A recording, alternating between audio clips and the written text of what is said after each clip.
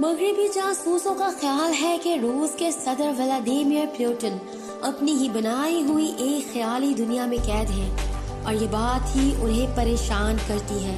یہ مغربی جاسوس برسوں سے یہ جاننے کی کوشش میں ہے کہ روسی صدر کے دماغ میں کیا چل رہا ہے تاکہ وہ بہتر طور پر ان کے ارادے بھانپ سکے۔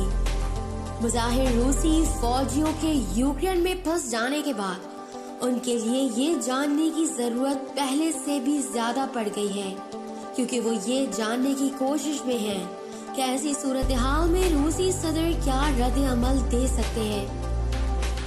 ان کی سوچ اور ذہن کو سمجھنا روس یوکرین تنازع کے بحران کو مزید خطرناک اور سنگین ہونے سے بچنے کے لیے بہت ضروری ہوگا۔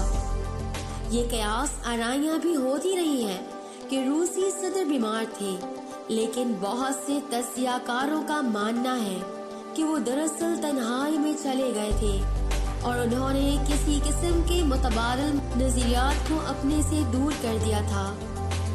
ان کی تنہائی ان کی ملاقاتوں کی تصاویر سے آیا ہے، مثلاً جب انہوں نے فرانسیسی صدر ایمانوئل میکروں سے ایک بڑے میز کی دوسری جانب سرے پر بیٹھ کر ملاقات کی تھی۔ یہ صدر پوٹن کی یوکرین جنگ شروع ہونے سے ایک رات قبل اپنی قومی سلامتی کی ٹیم سے ملاقات کی تصاویر سے بھی ظاہر ہوتا ہے۔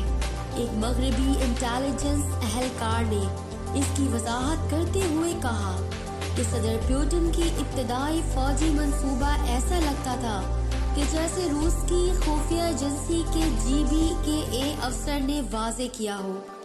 ان کا کہنا ہے کہ یہ ایک سخت رازداری کے ساتھ ایک سازشی گروہ کے ذریعے تخلیق کیا گیا تھا، لیکن اس کا نتیجہ افراتفری کی صورت میں نکلا۔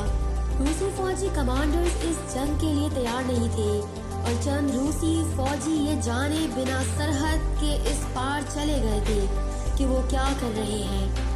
پروفیسر فرنام کہتے ہیں کہ یہ وہی خطرہ ہے جس گروپ تھنک کہا جاتا ہے، جس میں ہر کوئی اپنے نظریے کو تقویت دیتا ہے۔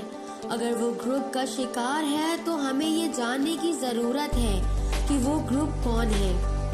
مغربی انٹیلیجنس حکام کا ماننا ہے کہ صدر پوٹن جن افراد سے بات کرتے ہیں ان کا حلقہ کبھی بڑا نہیں تھا، لیکن جب یوکرین پر حملہ کرنے کا فیصلہ آیا تو یہ حلقہ صرف چند مٹھی بھر لوگوں تک محدود ہو گیا تھا۔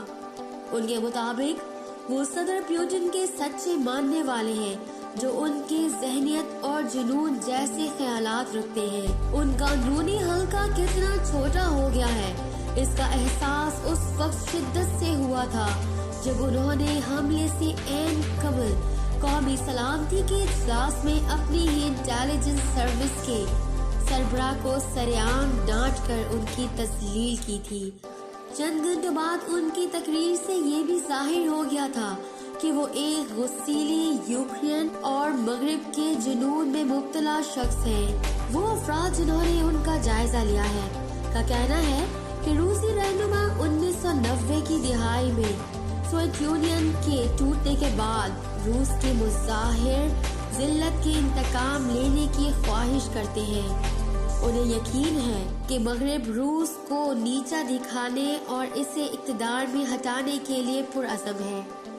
پوٹن سے ملنے والے ایک شخص کا کہنا ہے کہ روسی صدر کو 2011 میں اقتدار سے ہٹائے جانے والے لیبیا کے کرنل قذافی کے ہلاکت کی ویڈیوز دیکھنے کا جنون تھا۔ جب CIA کے ڈائریکٹر ولیم برنس سے صدر پوٹن کی ذہنی حالت کا جائزہ لینے کا کہا گیا تو انہوں نے کہا کہ وہ کئی برسوں سے شکایات اور خواہشات کے ایک آتش گیر امتزاج میں ڈوبے ہوئے ہیں، اور انہوں نے ان کے خیالات کو سخت قرار دیتے ہوئے کہا کہ وہ دوسرے نقطہ نظر سے بہت زیادہ دور الگ تھلگ تھی۔ کیا روسی صدر ضروری ہے؟ یہ وہ سوال ہے جسے مغرب میں کافی لوگوں نے پوچھا ہے، لیکن چند ماہرین اس سوال کو مددگار سمجھتے ہیں۔ ایک ماہر نفسیات کے مطابق شدید لوگ انہیں جنونی اس لیے کہتے ہیں کہ وہ یوکرین پر ان کے حملے کا جواز نہیں سمجھ پاتے۔